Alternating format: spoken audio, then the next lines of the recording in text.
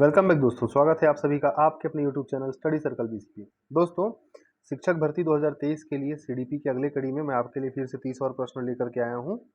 चलिए आइए आज के पहले प्रश्न से हम स्टार्ट करते हैं।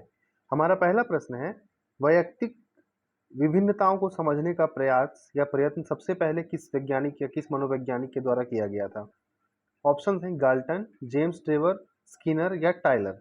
तो वैयक्तिक विभिन्नताओं को समझने का जो प्रयास था वो सबसे पहले किया गया था, प्रथम प्रयास गाल्टन जी के द्वारा। ठीक है, तो इस प्रश्न का सही उत्तर क्या हो गया? गाल्टन। अगले प्रश्न की ओर आगे बढ़ते हैं। अगला प्रश्न है, किसी बच्चे के समाजीकरण की प्रक्रिया में सामाजिक मूल्य और सामाजिक प्रतिमानों की संभावना किस पर निर्भर करती है? दोस्तों, ये विलोपित किया हुआ सवाल है। इसे आयोग ने इसका आंसर ना दे करके इसे क्या कर दिया? विलोपित कर दिया था। क्लियर हुआ? अगला प्रश्न है, सिगमंड फ्रायड के अनुसार पुत्री में पिता के प्रति निम्नलिखित में से कौन सी मानसिक ग्रंथि पाई जाती है? देखिए, अच्छा प्रश्न है, पूछा है कौन सी मानसिक ग्रंथि पाई जाती है किसमें? पुत्री में, अपने पिता के प्रति। पुत्री अपने पिता से स्नेह करती है, तो कौन सी ऐसी मानसिक ग्रंथि पाई जाती है पुत्री के अंदर, पूछ रहा है। तो ये मानसिक ग्रंथि है आपकी इलेक्ट्रा। ठीक है, जो ऑप्शन नंबर बी में आपको दिख रहा होगा ना, इलेक्ट्रा। इलेक्ट्रा नामक जो मानसिक ग्रंथि है वो पुत्री के अंदर या उस लड़की के अंदर पाई जाएगी अपने पिता के स्नेह के लिए। ठीक है, अगला प्रश्न है, आपका दोस्तों, ऐसी भाषा को शिक्षा का माध्यम बनाना चाहिए। अब किस प्रकार की भाषा को हम शिक्षा का माध्यम बना सकते हैं? ठीक है, जिस पर जनसाधारण का आधिपत्य हो, जो समृद्ध हो, जो नौकरी के लिए उपयोगी हो, जिससे अच्छा वातावरण बन सके। तो इस प्रश्न का जो सही उत्तर हो जाएगा वो क्या हो जाएगा? ऑप्शन नंबर ए, जिस पर जनसाधारण का आधिपत्य हो, उस भाषा को हमें क्या करना चाहिए दोस्तों? शिक्षा का माध्यम बनाना चाहिए। अगला प्रश्न है, विशिष्ट आवश्यकता वाले बच्चों के अध्ययन हेतु कौन सी व्यूह रचना उपयुक्त होगी? बात करते हैं, विशिष्ट आवश्यकता वाले बच्चों की बात कर रहा है। ज्यादा से ज्यादा बच्चों को कक्षा में चर्चा हेतु सम्मिलित करना नहीं, विशिष्ट आवश्यकता वाले हैं तो अधिक से अधिक बच्चों को चर्चा के लिए सम्मिलित नहीं कर सकते हैं। अध्यापक द्वारा निर्देशन नहीं, सहपाठियों द्वारा अनुशिक्षण तथा सहकारी अधिगम, या चौथा अध्यापक के लिए योग्यता आधारित समूहीकरण नहीं। चौथा भी नहीं होगा। इसका जो सही आंसर हो जाएगा वो ऑप्शन नंबर क्या हो जाएगा? सी, सहपाठियों द्वारा। तो विशिष्ट आवश्यकता वाले जो बच्चे होंगे उनको हम सहपाठियों द्वारा अनुशिक्षण तथा सहकारी अधिगम द्वारा अध्ययन उपयुक्त इनके लिए क्या होगा? उपयुक्त होगा। क्लियर हुआ? आइए अगले प्रश्न की ओर आगे बढ़ते हैं। अगला प्रश्न है, बालकों के बौद्धिक विकास की 4 विशिष्ट अवस्थाओं को किसने बतलाया? बच्चों के अंदर 4 विशिष्ट अवस्थाएं होती हैं बौद्धिक विकास की। इसे किसने बताया था? इसे जीन पियाजे साहब ने बताया था। जीन पियाजे का संज्ञानात्मक विकास हम सबने पढ़ा हुआ है। जीन पियाजे का संज्ञानात्मक विकास। ठीक है, जीन पियाजे का क्या है? संज्ञानात्मक विकास। और उसने टोटल 4 विशिष्ट अवस्थाओं के बारे में बतलाया है। क्लियर हुआ? अगला प्रश्न है, शिक्षा के स्तर को उच्च करने के लिए क्या क्या किया जाना उचित है? अध्यापकों को उच्च वेतन देना नहीं, पाठ्य पुस्तकों का सतत मूल्यांकन नहीं, पाठ्यक्रम में उचित संशोधन नहीं, बार बार ये भी करना ठीक नहीं है, छात्रों का सतत मूल्यांकन। तो शिक्षा के स्तर को उच्च करने के लिए हमें छात्रों का सतत मूल्यांकन करना उचित है। ठीक है, सातवें का सही उत्तर क्या हो गया? छात्रों का सतत मूल्यांकन। अगला प्रश्न है, शिशु के जन्म के बाद ही यह निश्चित किया जा सकता है कि भविष्य में उसका स्थान क्या है। यह परिभाषा किसकी है? अब देखिए, परिभाषा से प्रश्न पूछ रहा है। ठीक है, तो शिशु के जन्म के कुछ समय बाद यह निश्चित किया जा सकता है कि भविष्य में उसका स्थान क्या है। यह परिभाषा है, ठीक है, 8वें की बी साहब की। बी में कौन है आपके? एडलर। क्लियर हुआ? 8th का आंसर क्या हो जाएगा दोस्तों? B, Adler. एडलर ने ही कहा कि शिशु के जन्म के कुछ समय बाद यह निश्चित किया जा सकता है कि भविष्य में उसका क्या स्थान होगा। क्लियर? आइए अगले प्रश्न की ओर आगे बढ़ते हैं। और हमारा 9वां प्रश्न है, कौन सा कथन मानव विकास के संबंध में गलत है? मतलब मानव के विकास से संबंधित ऐसा कौन सा कथन है जो गलत है? शक्ति और गति, विकास पूर्वानुमेय होता है, सही है। प्रशिक्षक और अधिगम, ये भी सही है। विकास सामान्य से विशिष्ट की ओर चलता है, ये भी आपका पॉइंट सही है। और यहाँ पे गलत कथन की बात कर रहा है, बोल रहा है निम्नलिखित में से कौन सा कथन गलत है। विकास पूर्वानुमेय होता है, यह सही है। विकास सामान्य से विशिष्ट की ओर चलता है, ये भी पॉइंट सही है दोस्तों। और विकास जो है ये प्रशिक्षक और अधिगम की आवश्यकता होती है, ये भी सही है। शक्ति और गति, ये पॉइंट आपका गलत है। तो गलत पूछा हुआ है, हमें क्या बताना है? गलत बताना है। शक्ति और गति क्या हो जाएगा इस प्रश्न का सही उत्तर। अगला प्रश्न है सतत अगला प्रश्न दोस्तों, सतत एवं व्यापक मूल्यांकन का उद्देश्य नहीं है। तो सतत और व्यापक मूल्यांकन का उद्देश्य क्या नहीं है? अध्यापन एवं अधिगम प्रक्रिया को शिक्षक केंद्रित कार्यकलाप में बदलना, बोधात्मक भावात्मक कौशल के विकास में मदद करना सही है। याद रखने पर बल देने के बदले सीखने की प्रक्रिया पर बल देना, बिल्कुल सही बात है। और चौथा पॉइंट है छात्रों के सीखने की प्रक्रिया एवं परिवेश के बारे में उपयुक्त निर्णय लेना, ये भी सही पॉइंट है। इसका जो पहला वाला पॉइंट है, अध्यापन एवं अधिगम प्रक्रिया को शिक्षक केंद्रित नहीं, कभी भी नहीं, शिक्षक केंद्रित हम कभी भी नहीं कर सकते हैं। जो शिक्षक केंद्रित की बात कर दिया है दोस्तों, यही क्या हो गया, यहाँ पे नेगेटिव बात हो गया। इसलिए इस प्रश्न का सही उत्तर क्या हो जाएगा? अध्यापन एवं अधिगम प्रक्रिया को शिक्षक केंद्रित करना क्या है, ये गलत है। अगला है श्रवण बाधित बच्चों की बात किया है, ठीक है। श्रवण बाधित बच्चों के लिए शिक्षा व्यवस्था के क्षेत्र में किसका नाम उल्लेखनीय है? श्रवण बाधित बच्चों के लिए दोस्तों, श्रवण बाधित बच्चों के लिए हेलन केलर का नाम जो है वो बहुत फेमस है। क्लियर हुआ? Helen Keller. आगे चलते हैं। अधिगम अनुभव के कारण हमारे मौलिक व्यवहार में संशोधन है। अधिगम की यह परिभाषा निम्नलिखित में से किसने दी थी? अधिगम अनुभव के कारण हमारे मौलिक व्यवहार में संशोधन है, यह परिभाषा दी थी दोस्तों काल्विन जी के द्वारा या कैल्विन जी के द्वारा, ठीक है। 12 क्या हो गया सही आंसर?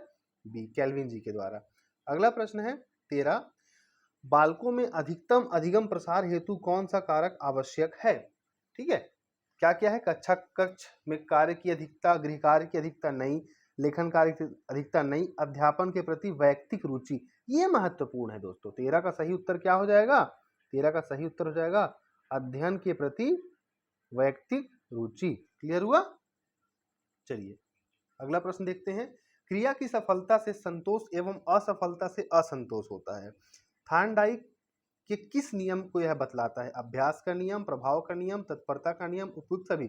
सबसे पहले तो आप जान लीजिए दोस्तों, अभ्यास का नियम, प्रभाव का नियम और तत्परता का नियम, ये तीनों नियम थार्नडाइक जी ने दिए थे। तो इस जो क्रिया की सफलता से संतोष होना और असफलता से असंतोष होना, ये बताता है कि उसका क्या प्रभाव पड़ रहा है। इसका भाई कोई चीज अच्छा हो रहा है तो उसका क्या प्रभाव पड़ रहा है? वो खुश हो रहा है, संतोष हो रहा है। और अगर असफल हो रहा है तो वह उसका क्या प्रभाव पड़ रहा है? वह असंतोष हो रहा है, ठीक है। उसके अंदर दुख हो रहा है, उसको खुशी नहीं हो रही है, असंतोष महसूस कर रहा है वो, ठीक है, डिससेटिस्फैक्शन फील कर रहा है। तो इस प्रकार से इस प्रश्न का सही उत्तर क्या हो जाएगा? 14 का बी। 14 का सही उत्तर क्या हो जाएगा दोस्तों? बी। ठीक, अगले प्रश्न की ओर आगे बढ़ते हैं। 15वां प्रश्न बोलता है सीखने के अंतःदृष्टि सिद्धांत को किसने बढ़ावा दिया?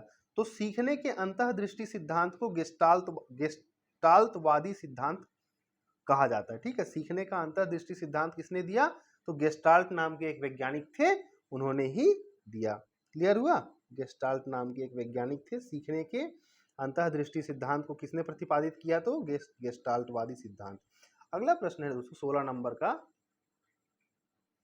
अगला प्रश्न, किस तरह के प्रश्न सबसे अधिक उत्तम होते हैं? जो बच्चों का ध्यान आकृष्ट करने वाले हों, जो सटीक हों, पिछली परीक्षा में आ चुका हो, नहीं, समस्या प्रधान और हल ढूंढने में सहायता करे। सीडीपी का सबसे इंपॉर्टेंट पॉइंट यही है दोस्तों कि प्रश्न किस प्रकार के होने चाहिए, क्वेश्चन कैसे होने चाहिए? समस्या प्रधान होने चाहिए और उनके हल ढूंढने में सहायता करने वाले होने चाहिए। क्लियर हुआ? अगले प्रश्न की ओर आगे बढ़ते हैं। अगला प्रश्न है अभिप्रेरणा के स्वरूप में निम्नलिखित में से कौन से लक्षण सम्मिलित हैं? शक्ति संचालन, परिवर्तनशीलता, निरंतरता या उपरोक्त सभी।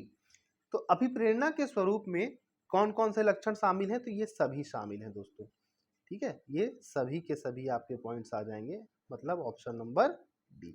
तो अभिप्रेरणा के स्वरूप निम्नलिखित में से कौन से लक्षण सम्मिलित हैं? तो उपरोक्त सभी। क्लियर हुआ? अगले प्रश्न की ओर आगे बढ़ते हैं। देखिए, बुद्धि और व्यक्तित्व में वंशानुक्रम की क्या भूमिका है? ठीक है, महत्वपूर्ण भूमिका है, नाम मात्र की भूमिका है, अपूर्वानुमेय भूमिका है या आकर्षक भूमिका है? तो बुद्धि एवं व्यक्तित्व की में वंशानुक्रम की एक महत्वपूर्ण भूमिका है। 18 का सही आंसर क्या हो गया? ए। 19 की बात करते हैं अगले प्रश्न की। बुद्धि एवं बुद्धि परीक्षण के महत्व का निम्नलिखित में से किस कथन से पता चलता है? अब ये बुद्धि और बुद्धि परीक्षण किससे पता चलता है, ठीक है, ये हमें बताना है। तो बुद्धि परीक्षण की भूमिका व्यावसायिक मार्गदर्शन में अहम होती है, सही है। बुद्धि परीक्षणों द्वारा छात्रों को उन्नति के मार्ग पर प्रशिक्षित किया जा सकता है, सही है। अनुसंधान के विभिन्न घटकों के चयन हेतु बुद्धि एक आधार होती है, बिल्कुल बुद्धि एक आधार होती है। उस प्रकार से 19 का अगर मैं सही उत्तर बोलूं तो ऑल ऑफ द अबव, इनमें से सभी इसके सही उत्तर हो जाएंगे। क्लियर हुआ? अगले प्रश्न की ओर आगे बढ़ते हैं। अगला प्रश्न है, जिन बच्चों के परिवार का वातावरण प्रजातांत्रिक होता है, प्रजातांत्रिक होता है, ठीक है, डेमोक्रेटिक होता है, डेमोक्रेटिक मतलब जहां पे जनता का शासन होता है, ठीक है, वह अन्य बच्चों से अपेक्षाकृत ज्यादा होते हैं शैक्षिक क्षेत्र में पिछड़े व्यक्तित्व वाले। गलत है। पिछड़ा व्यक्तित्व बोल रहा है दोस्तों, पिछड़ा व्यक्तित्व कैसे हो सकता है? पिछड़ा व्यक्तित्व थोड़ी होगा, ठीक है। बहुमुखी और अधिक क्रियाशील, हाँ ये हो सकता है। अंतःमुखी भी नहीं होगा, कमजोर भी नहीं होगा, ये कमजोर बोल दिया। इसका सही आंसर क्या होगा? बहुमुखी होगा और अधिक क्रियाशील, एक्सट्रोवर्ट होगा और ओवर एक्टिव पर्सनालिटी होगी इन बच्चों की। अगला प्रश्न है दोस्तों हमारा, किसी समस्या पर चर्चा करने का अवसर जब विद्यार्थियों को समूह में दिया जाता है तब उनके सीखने का क्रम क्या होता है? स्थिर होता है? स्थिर तो नहीं होगा, बेहतर हो सकता है, घटता भी नहीं है, समान भी नहीं रहता है। जब बच्चे ग्रुप में सीखते हैं दोस्तों तो स्थिर तो होगा नहीं, ठीक है, स्थिर तो होगा नहीं उनका, घटेगा भी नहीं, समान भी नहीं, कुछ ना कुछ तो बढ़ेगा ही या बेहतर होगा, है ना। इस प्रकार 21 का सही उत्तर क्या हो गया? बी। अगला है, समावेशी कक्षा की विशेषता नहीं है। अब यहाँ पे फिर ध्यान देना है, हमको क्या पूछा है? विशेषता नहीं है, ठीक, विशेषता नहीं के बारे में पूछा है। वास्तविक तथा सतत आकलन की व्यवस्था, बिल्कुल ये होती है। शिक्षक द्वारा आत्मीय एवं मित्रवत व्यवहार, ये भी सही है दोस्तों। गलत पूछा है ना, हमको गलत निकालना है। तीसरा है, अलग सहायक सामग्री का प्रयोग अलग अलग विषयों हेतु, ये भी सही बात है। और चौथा है, समग्र विद्यार्थी एक ही ज्ञान क्षमता वाले, नहीं, ऐसा कभी नहीं होता है कि सारे के सारे बच्चे एक ही ज्ञान क्षमता वाले हों। ये क्या है दोस्तों? ये गलत पॉइंट है, इसलिए हमें नहीं पूछा है। ये सही और ये सही। तो चौथा वाला जो हो जाएगा आपका उत्तर, समावेशी कक्षा की विशेषता क्या नहीं है? तो समग्र विद्यार्थी एक ही ज्ञान क्षमता वाले हों ऐसा जरूरी नहीं है। अगला प्रश्न है दोस्तों हमारा, उच्च प्राथमिक स्तर पर एक अच्छे शिक्षक में सबसे महत्वपूर्ण विशेषता क्या है? पढ़ाने की उत्सुकता, धैर्य और दृढ़ता, विषयों के ज्ञान में दक्षता, शिक्षण पद्धतियों के ज्ञान की दक्षता। देखिए सारे पॉइंट पॉजिटिव दिए हुए हैं। अब इनमें से हमको एकदम एक्यूरेट आंसर निकालना है। 23 का क्या हो सकता है? पढ़ाने की उत्सुकता, धैर्य और दृढ़ता, विषयों के ज्ञान की दक्षता, ठीक है। चौथा है शिक्षण पद्धतियों के ज्ञान की दक्षता। तो 23 का जो सही आंसर हो जाएगा वो है डी, शिक्षण पद्धतियों के ज्ञान की दक्षता, ठीक है। 23 का क्या हो जाएगा आंसर दोस्तों? शिक्षण पद्धतियों के ज्ञान की दक्षता। अगला प्रश्न है, यदि आपकी कक्षा का कोई विद्यार्थी विद्यालय में होने वाले हर गतिविधि के विषय को जानने के लिए उत्सुक रहता है तो उसके विषय में आपके विचार क्या होंगे? वह पिछड़ा विद्यार्थी है? नहीं, बिल्कुल नहीं। पिछड़ा कैसे होगा? वो उत्सुक रहता है, वो हर विषय में जानने के लिए क्या रहता है? उत्सुक रहता है। उसका पढ़ाई में मन नहीं लगता? नहीं, वह सृजनशील है। उस विद्यार्थी का खेल का मन खेल में रहता है। तो 24 का सही आंसर तो आप लोग समझ गए होंगे, खेल में भी नहीं रहेगा, वह एक सृजनशील विद्यार्थी है, बहुत एक्टिव है, बहुत अच्छा बच्चा है, ठीक है। अगले प्रश्न की ओर आगे बढ़ते हैं। 25वें नंबर पे 25वें नंबर का प्रश्न बोलता है, वैयक्तिक तथा वातावरण से संबंधित कारकों का प्रभाव अधिगम पर किस अवस्था तक पड़ता है? बढ़िया प्रश्न है। बोलता है वैयक्तिक तथा वातावरण से संबंधित कारकों का प्रभाव जो है वो किस अवस्था तक पड़ता है? पूर्व बाल्यावस्था, किशोरावस्था, बाल्यावस्था या संपूर्ण जीवन? तो इस प्रश्न का सही उत्तर क्या हो जाएगा? पूरे जीवन काल तक, ठीक है, इसका प्रभाव जो है वो पड़ता है, संपूर्ण जीवन काल तक। वैयक्तिक तथा वातावरण, वातावरण जब तक जिंदा है तब तक हम वातावरण से जुड़े हुए हैं, और जब तक हम जिंदा हैं, इस धरती पर हैं या इस समाज में हैं, हम वातावरण के आसपास रहेंगे, मतलब वातावरण तो हमेशा रहने वाला है, इसलिए हम इसको बना सकते हैं संपूर्ण जीवन तक इसका असर पड़ेगा। अगला प्रश्न दोस्तों देखते हैं, कुछ इस प्रकार है, बालकों के वर्गीकरण और उनके प्रमुख लक्षणों के जोड़े बनाइए। अब ये बालकों का वर्गीकरण दिया हुआ है और उनके प्रमुख लक्षण दिए हुए हैं, जैसे प्रतिभाशाली, रचनात्मक छात्र, पिछड़े हुए छात्र, अधिगम अयोग्य छात्र, मानसिक रूप से मंद छात्र, है ना, निम्न बुद्धि वाले। कोई भी एक या दो आप अगर बना लेंगे इसमें से तो आपका जो आंसर है वो आपको बन जाएगा। ठीक है, जैसे प्रतिभाशाली, प्रतिभाशाली मतलब जिनका दिमाग बहुत अच्छा होता है, कुछ ऐसे बच्चे, प्रतिभाशाली मतलब ऐसे बच्चे जिनका दिमाग बहुत अच्छा होता है, उनकी दिमाग की सोचने समझने की क्षमता बहुत अच्छी होती है। तो इनमें से हम दे सकते हैं प्रतिभाशाली का आंसर क्या हो सकता है, निम्न बुद्धि वाले, समस्यावाचक नहीं होगा, औसत से पीछे नहीं होगा, निम्न बुद्धि वाले भी नहीं होगा, आविष्कारक हो सकता है और उच्च बुद्धि वाले हो सकता है। तो प्रतिभाशाली जो छात्र होते हैं दोस्तों वो उच्च बुद्धि वाले होते हैं। ठीक है, कैसे होते हैं वो, उच्च बुद्धि वाले होते हैं। तो अगर मैं इस प्रश्न का, अगर मैं पहले का अगर मैं ई लगा दूं दोस्तों, पहले का अगर मैं ई लगा दूं, ठीक है।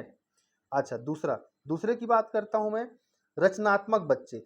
रचनात्मक बच्चे मतलब क्रिएटिव बच्चे जो कुछ ना कुछ बनाते रहते हैं, कुछ ना कुछ आविष्कार करते रहते हैं। तो रचनात्मक बच्चे, तो बी का क्या लगा सकता हूं, या सेकेंड का मैं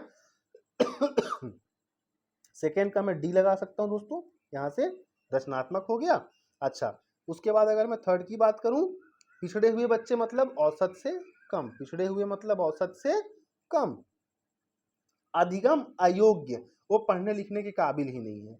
अधिगम अयोग्य मतलब उनका कुछ नहीं हो सकता है, अधिगम अयोग्य मतलब उनको बहुत सारी समस्याएं रहती हैं।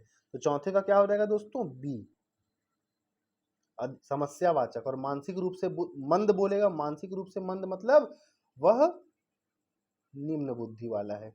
देखिए इस तरह से मैंने आपका सेट कर दिया, पहले का ई, दूसरे का डी। इस प्रकार से आपका ऑप्शन नंबर कौन सा सही हो गया, ए। मतलब इस प्रश्न का सही उत्तर क्या हो गया, 26 नंबर का ए। क्लियर हो गया। चलिए, आई होप आपको ये वीडियो क्लियर हो रहा होगा। अगर वीडियो पसंद आ रहा हो तो सब्सक्राइब जरूर कर लीजिएगा। आइए अगले प्रश्न की ओर आगे बढ़ते हैं। अगला प्रश्न दोस्तों 27 नंबर, मूल प्रवृत्तियों की संख्या संवेग के संबंध में कितनी है। मूल प्रवृत्तियों की संख्या संवेग के संबंध में पूछा है। ठीक है, संवेग के संबंध में पूछा है, 14 है। मूल प्रवृत्तियों की संख्या कितनी है, 14 है, संवेग के संबंध में। अगला प्रश्न है 28 नंबर, छात्र को क्या और कितना पढ़ाया जाए इस बात का निर्णय अध्यापक करता है। यह शिक्षा के किस सिद्धांत के अंतर्गत आएगा, कि भाई छात्र को हमें कितना पढ़ाना है और क्या पढ़ाना है, ये किस सिद्धांत के अंतर्गत आएगा।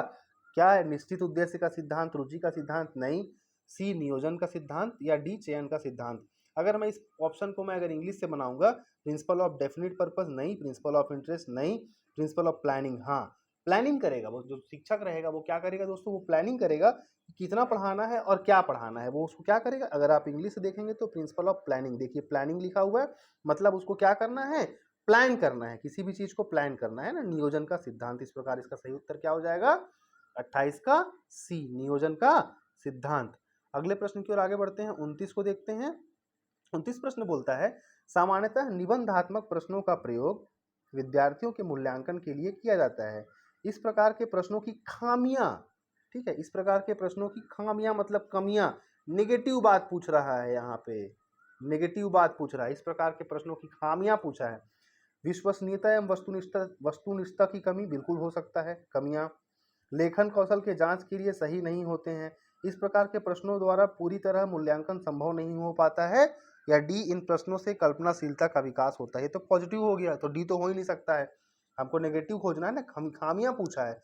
तो 29 का जो सही उत्तर हो सकता है वो हो सकता है ऑप्शन नंबर ए, विश्वसनीयता और वस्तुनिष्ठता की कमी। क्लियर हुआ दोस्तों। आइए लास्ट प्रश्न की ओर आगे बढ़ते हैं आज की। भाषा संबंधी योग्यता और बुद्धि लब्धि में घनिष्ठ संबंध होता है। 30 का पूछा है, भाषा संबंधी योग्यता और बुद्धि लब्धि में घनिष्ठ संबंध होता है, यह किसने कहा था। तो ये स्पाइकर और इरविन भाई साहब ने कहा था। किसने कहा था, ये स्पाइकर और इरविन भाई साहब ने कहा था। क्लियर हुआ। इस प्रकार मैंने आज आपको फिर से सीडीपी के 30 क्वेश्चन कंप्लीट कराने का एक आपको वे दिया है। इसी प्रकार से आपको जो है अपना सीडीपी को लेकर के चलना है, और उम्मीद करते हैं कि आपका सीडीपी जो आएगा शिक्षक भर्ती 2023 परीक्षा के लिए, वो लमसम आपको इन्हीं टॉपिक्स के बीच में देखने को मिलेगा। बस वीडियोस को रेगुलर देखते रहिएगा, बार बार रिवीजन करते रहिएगा, बहुत ही अच्छा होगा। मिलेंगे बहुत जल्द वीडियो में। और अभी तक अगर आपने चैनल को सब्सक्राइब नहीं किया है तो सब्सक्राइब जरूर कर लें। धन्यवाद।